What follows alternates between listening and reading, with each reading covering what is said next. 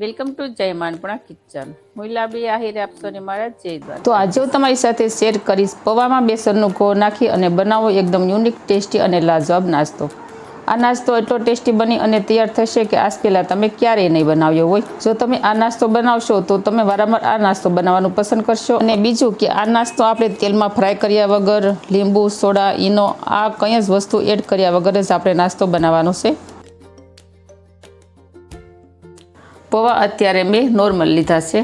તો 1 કપ પૌવાની સામે આપણે લઈ લઈશું અડધો કપ બેસન.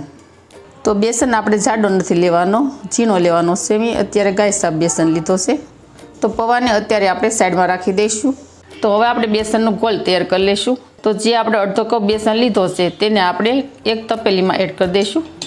તો થોડા આપણે મસાલા એડ કરી દઈશું. તો તેમાં આપણે થોડું સ્વાદ અનુસાર મીઠું એડ કરી દઈશું. 5 ચમચી હળદર એડ કરી દઈશું. અડધી ચમચી આપણે લાલ મરચું પાવડર એડ કરી દઈશું. 5 ચમચી જેટલી આપણે હિંગ એડ કરી દઈશું. પચાવવામાં સરળ પડે અને સ્વાદમાં સરસ લાગે. થોડું આપણે પાણી એડ કરી દઈશું અને હેન્ડ મિક્સરથી આપણે આ રીતે સરસ રીતે ગાંઠા ન રહે એ રીતે આપણે ગોળ તૈયાર કરવાનું છે. પહેલાં એકસાથે પાણી આપણે એડ નહીં કરવાનું, પહેલાં થોડું પાણી એડ કરવાનું. જો એકસાથે પાણી એડ કરી દેશો તો બેટર છે તે પતલું થઈ જશે અને ગોળી ગોળી રહેશે. તો પહેલાં આપણે થોડું પાણી એડ કરી અને આ રીતનો ગોળ તૈયાર કરવાનું છે. હજુ પરફેક્ટલી ગોળ તૈયાર નથી થયું, આપણે થોડું પતલું રાખવાનું છે ગોળ. તો તેના માટે 1 વાટકી જેટલું આપણે હજુ પાણી એડ કરી દઈશું. સરસ રીતે મિક્સ કરી દઈશું. તો હવે હું તમને ચમચી વડે બતાવીશ આપણે ગોળની કન્સિસ્ટન્સી કઈ રીતની રાખીશું તે. તો આપણે ગોળની કન્સિસ્ટન્સી આ રીતની રાખીશું. જુઓ, તમે જોઈ શકો છો એટલું પતલું રાખવાનું છે. તો અહીંયા બેસનનું ગોળ તૈયાર થઈ ગયું છે. આને આપણે સાઈડમાં રાખી દઈશું. તો તેના માટે આપણે લઈ લઈશું કાચનું બાઉલ. તમારે જે પ્રમાણે પ્લસ કે માઇનસ કરવાનું હોય તે પ્રમાણે તમે વાસણ લઈ શકો છો. અને પૌવાને આપણે બાઉલમાં એડ કરી દઈશું. તો આ બેસનના ગોળને આપણે પૌવામાં એડ કરી દઈશું.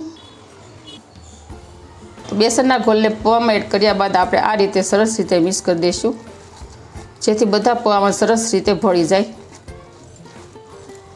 તો આ રીતે સરસ મિક્સ થઈ જાય એટલે આપણે 10 મિનિટ સુધી રેસ્ટ આપી દઈશું, જેથી પૌવા સરસ પલળી જાય અને બેટર એકદમ સરસ રીતે સેટ થઈ જાય.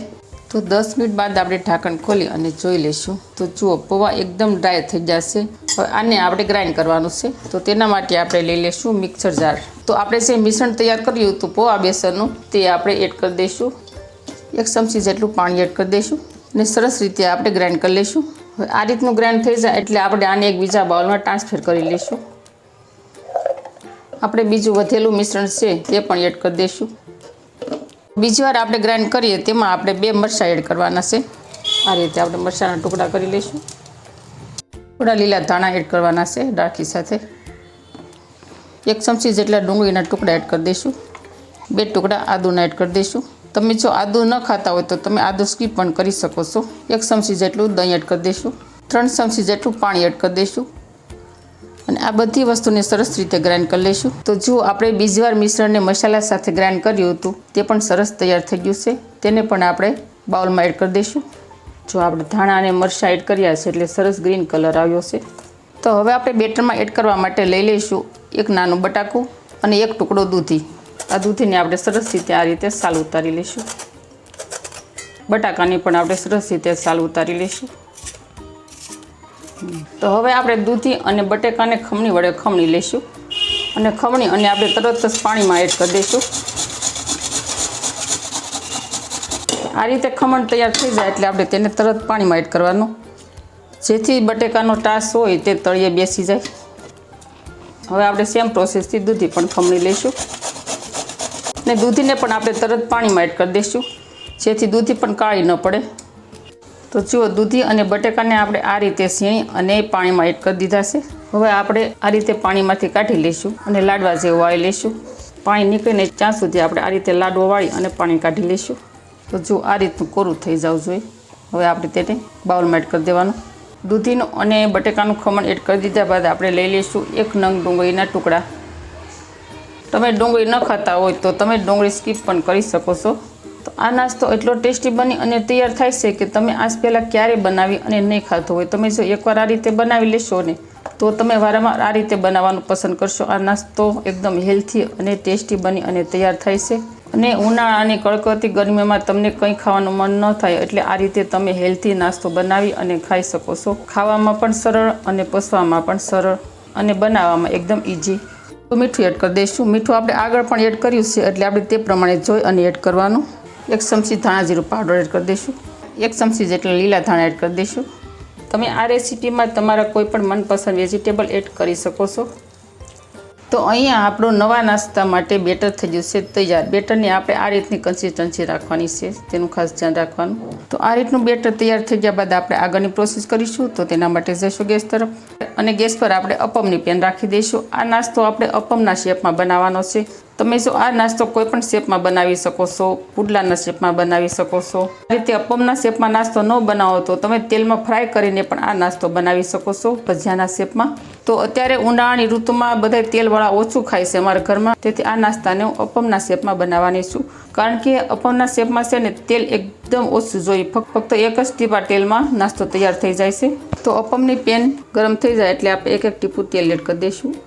વધારે તેલ નથી એડ કરવાનું. આપણે ફેલાવી દઈશું. હવે આપણે પેનમાં આ રીતે થોડું થોડું બેટર એડ કરી દઈશું. તો ફ્રેન્ડ, તમને આ નાસ્તાની રેસીપી કેવી લાગે તે મને કમેન્ટ કરી અને જરૂર કહેજો. અને તમે મારો વિડીયો કયા શહેરમાંથી જોઈ રહ્યા છો તે પણ મને કમેન્ટ કરી અને જરૂર કહેજો. ઉપરથી આપણે આ રીતે ટીપું ટીપું તેલ એડ કરી દઈશું અને ગેસની મીડિયમ ફ્લેમ ઉપર આપણે ઉપરથી સુખા જેવું લાગવા મળે ત્યાં સુધી તેને કરવા માટે રાખી દઈશું. તો જો ઉપરથી સુખા જેવું લાગવા મળ્યું છે, આપણે ઢાંકણ ખોલી અને જોઈ લઈશું. જો તમે જોઈ શકો છો, જો આ બધા અપમને આપણે આ રીતે એક એક કરી અને પલટાવી લઈશું. જુઓ કેટલા સરસ અપમ બન્યા છે ને. હવે આપણે આ રીતે અપમને પલટાવી અને ઢાંકણ ઢાંકી અને ફરીથી આપણે થવા માટે રાખી દઈશું. તો ફ્રેન્ડ, અપમ તો તમે ઘણી વખત બનાવ્યા હશે, પણ આ રીતે તમે ક્યારે નહીં બનાવ્યા હોય. તો આ રીતે પણ તમે ચોક્કસ ટ્રાય કરજો. બહુ સરસ ટેસ્ટી અને ખાવાની મજા આવશે. તો જો અહીંયા આપણા સરસ અપમ બની ગયા છે. તો આપણે તેને પેનમાંથી બહાર કાઢી લઈશું.